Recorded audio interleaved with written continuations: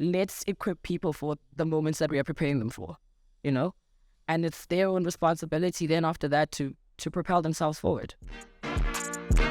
From CNR JUTA De BEER, imini nomsindisi wesizwe, umvelisi enqango umelisi wesizwe, formerly known as Lwazi Madonsela, bringing you a show about creative entrepreneurs live from the landmark that not only birth SA street culture but also formalize the street hustle. On today's episode, we have. I used to think that the show is supposed to inspire people, but what I'm realizing right now is that the show should make you go do your own show. Exactly. This is the year that you're living within your COVID dreams. Because for me, I felt like 2020 felt like a big year for everyone before the lockdown. And then this year is finally the year where we get to experience peak Mamthug that you had prepared. The ideas that you had is what you're living in. You're existing in that right now. It's like you've created an entity, for the listeners who don't know, Beats by Her, where you're not only putting on femme DJs, but you're also putting on unknown femme DJs. And this is consistently, and like the one thing I'm trying to know, how we separating Mamthug and Beats by Her? Because I feel like you're creative and you always spearheading your ideas, but at what point did you get to it where you're like, okay, I can separate the two? These are two different entities. I've always lived a double life. Shout out to No, all of this. I've always been the Hannah Montana of my own life, simply because of how people perceive me and my own reality. I plotted very early that I need to separate the two, and have them live their own individual lives so that they can live to their full potential. There's Liziwe, who is a very homebody person, a very to myself person. I studied finance. Like, you know, I'm very calculated, I'm very analytical, I'm very in my head about a lot of things. I plan, I'm like organized, you know. And then there's this Mamthug person that everyone feels like everything happens in like spontaneity and it just popped out of nowhere. But it's like there was Liziwe behind that. That's the copywriter, that's the art director of how Mamthug came about, you know. And within what? Post 2021, then Vena Basege came through, you know, enter a new character to the scene. Vena Basege came through, right, which is an extension of both Liziwe and Mamthug, you know, and she also has her own life and she has her own ways of doing things. But I think because of them living separately, they've also gotten time to live out their dreams separately, you know. Yeah, so that's how it became about to be here. And for the kids at home, I'm the kids at home. I went to my first Beats by Her at the closing Beats by Her. Run us through what's the process, because I have my questions, but to contextualize for everyone else. Okay, so inception of Beats by Her originated from Untitled Basement, with the sole purpose of creating a femme-led sonic experience. And I've been at Untitled Basement as a enjoyer of music, but I've also worked at Untitled Basement. So when the marriage of me being the curator and the ideation of Beats by Her came about, it's very easy for me to take it over. So essentially what we do is that we search for untapped talents within the city. Most of these people that we do book and bring them to Beats by Her are actually legends in their own parts of town, you know. And I think the reason why we felt that the city would be the great place for us to showcase them is that the city has access and network and more room for them to spread their wings to what they've already been doing. So what we are really is a backdoor to this thing, you know, or an access or a window that they've created for themselves already, and we just provide that. So yeah, essentially that's what Beats by Her is. Okay, my question for Beats by Her: how do you build a community? It's Mamthug, the enjoyer of music, but Mamthug, the curator, Mamthug learning how to DJ. How do you build a community to say this is a Beats by Her community? How did you say, yo, this will even be successful? Because there's the risk the club takes, which is Untitled Basement. How did you know that, yo, this is the way? My greatest case study is myself, right? And I say this because it's my own responsibility to know my shortcomings. It's also my own responsibility to know what I'm good at. And I'm good at people, right? And I've made it my business to be good at people, you know? And I've done that in so many other organic ways. And the organic to me, where someone would feel like if you had to do it or if you had to duplicate what I do, it will tire you out, right?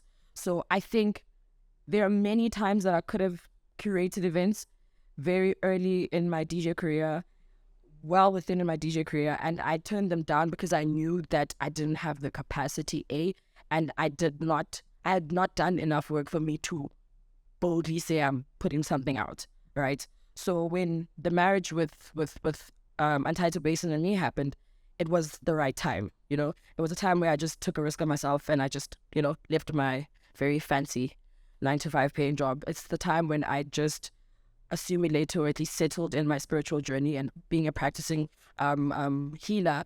And it was also the time where I took my creative outputs to the next level.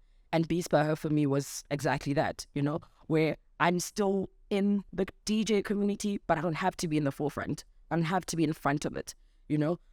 But also people are very fickle. They buy into the name. A lot of people came because I was hosting it. And when they get in, like, how? I was dying. I'm like, but guys, it's long as says I'm curating this thing. It's not about me. It's bigger than me. But if I can use me as the entryway, I'm using it to the fullest. How did you know it was time to graduate into a branch?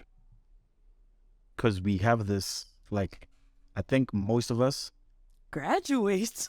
I always call everything in life, I call it steps to graduation, because you've graduated from primary school to high school. So I treat my life in those phases, because you knew you had to establish the name. How did you know it was time to graduate up into that? So I don't know. To a full day experience. To a full day experience, yeah.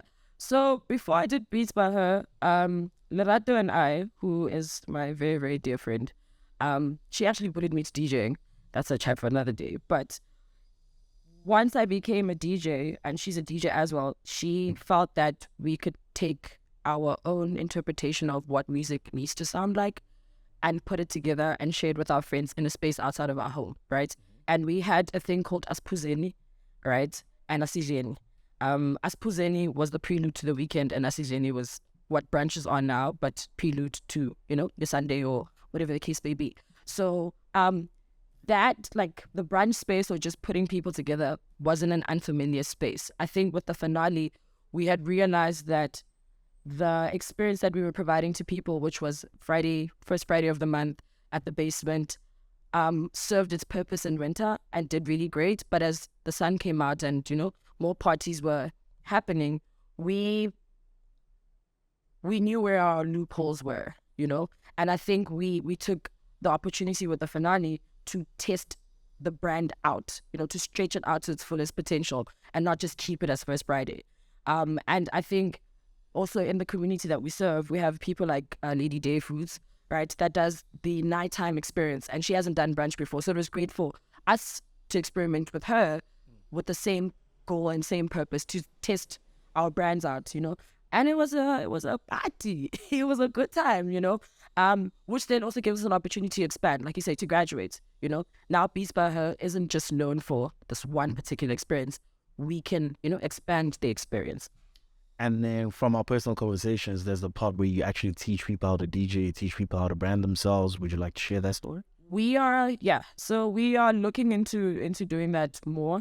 With the responsibility of providing a platform, or the privilege of providing a platform, we have come to realize that it's our responsibility to set the person up for the platform that we're putting them on, right? Mm-hmm. A lot of the DJs that we had put on post they Beats by Her episode started getting booked a lot, you know, but it would be difficult to get hold of them because they don't have an active social media, you know, or if you suggest them to somebody, when they check their social media, the first reference from them is not they set at Beats by Her if the person wasn't there. They don't know this person because this person doesn't know how to sell themselves, you know. And from a person that I had to figure things out to see what works for me, and what works for me is Mamthug the DJ, we realized also with the expertise of the people from Untitled Basement. Untitled Basement is run by the most amazing creatives in Johannesburg, like Ken Zero, Bradley, Sfiso Tabashe, you know.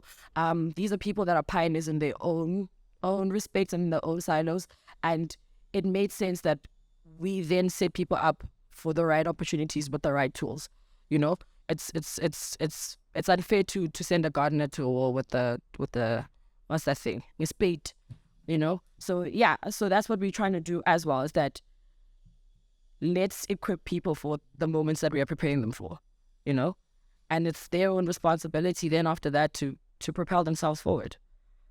Mamthug, inception, how do you start it? Because a lot of people have ideas right now. Exactly. They're sitting, they're like, this is my year. Like, this is my year. I've always wanted to do 1, 2, 3, 4, 5. But when do you say Mamthug? I'd been in many versions of Mamthug before Mamthug, right?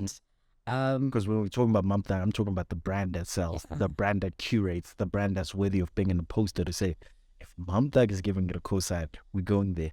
The brand that's in campaigns, because you're doing campaigns now. Look, you know what, Nam?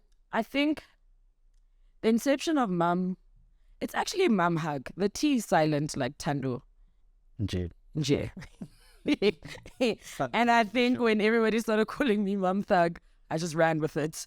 But how we here now came from a very genuine place. I'm doing what I've always wanted to do. I've just figured out how to get paid to do it. Say it one more time. I'm literally doing what I've always wanted to do, that I've always come naturally to me. I've just figured out how to get paid for it. That's it. You know, I've always been a groovist. It's the thing that comes naturally to me, you know. And I think for me, like I said earlier, it's in the studying of the thing that you love, and it's in the studying of me. It was like, yo, I really like doing what I'm doing. I really like going out. I really like accumulating good music. I really like being around people that like the same thing. And it wasn't how can I make money out of it. It was how can I immerse myself more in the thing that I love. And that's how DJing came about. But also, like I said, I got bullied into DJing because I didn't want to start or be part of a creative output that I'm bad at. I know what a bad DJ sounds like, right? No, I know that we've all experienced a bad set. And I think for me, a bad DJ isn't the technical part. Hear me out. I have to interject. You may. There's tiers to a bad DJ.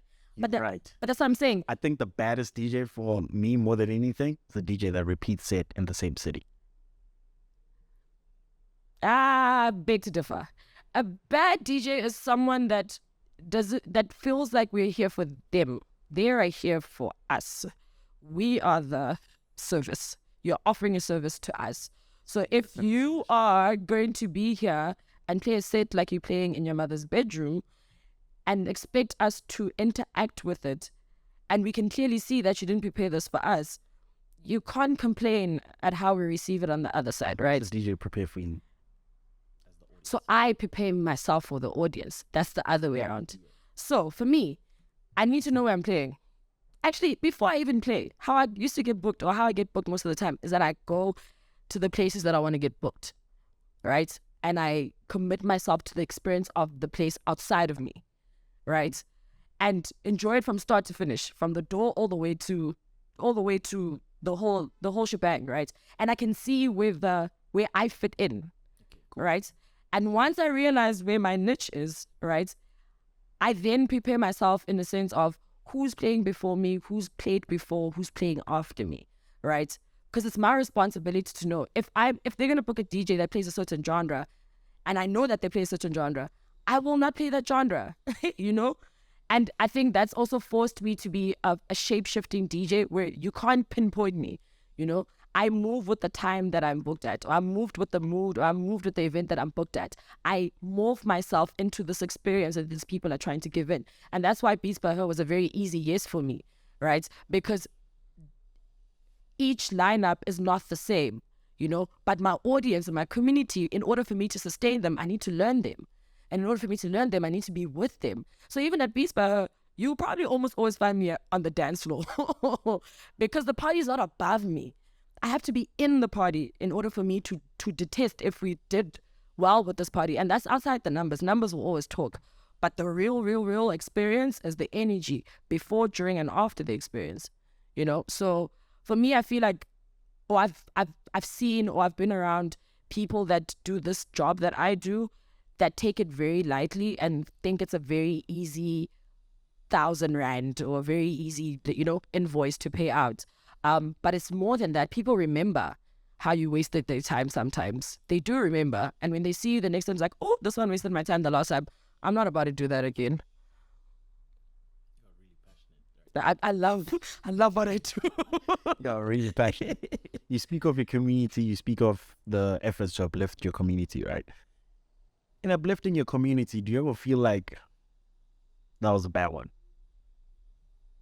Because like you create, right? And then you create with foresight, and then you reflect, and then you find moments in yourself where you're like, that was a bad decision. And when you do find those moments, how do you get through that hurdle? Because I feel like we're in peak time where everyone is just overly critical of themselves because we're all forced to be editors, shooters, this. Just from simply posting a reel. It's no longer, I'm sharing a moment with my friends. I'm sharing a cinematic experience of my experience with my friends. Yo, my fondest, it's not my fondest, but the most recent failure, or one that I can speak on, was one of the Beats by Hers, right? And it was the very first few ones. And I put up a lineup and I was very passionate about it. You know, I was like very stern about it, and I didn't want to, not necessarily I didn't want to hear other people's opinions about it, but I was saying it with my chest, you know. And I think when it didn't turn out the way I wanted it to turn out, I wasn't afraid to go back to the people that told me so, to hear them say, I told you so, you know, and hear where their perspective was in that I told you so thing. And my responsibility thereafter was to do it better, you know. There's never a bad moment where the thing doesn't work out.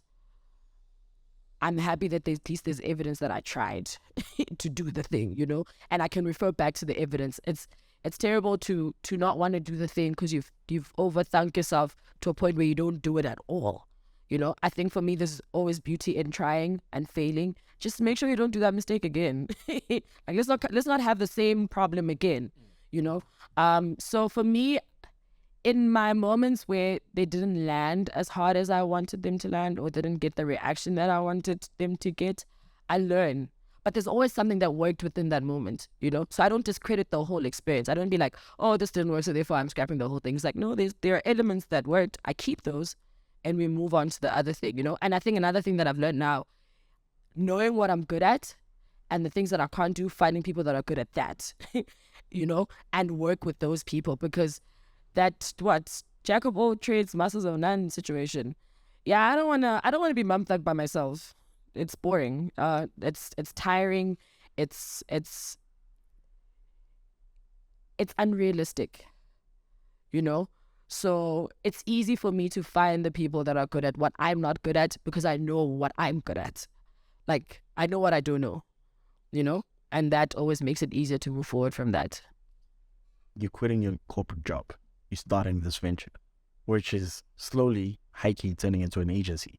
Because now you're educating people, you're handling their branding, etc., you're organizing your own events, curating the experience, like damn near dealing with Department of Health because you included the branch.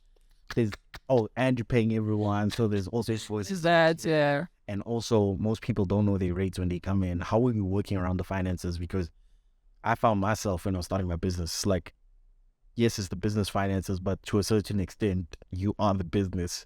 So you need that money to keep functioning to the next step. Do you pay yourself a salary? And I think I'm at a mode me even having to quit my job wasn't just because I want to focus on the Mamthug brand. It wasn't like a grand thing. My life forced me to get to this point, and I had to quit my job because I was called for a bigger job, you know. And can you contextualize? Oh yes. I was the batch, you know, the 2021 batch of the baddies that were called upon for a higher purpose.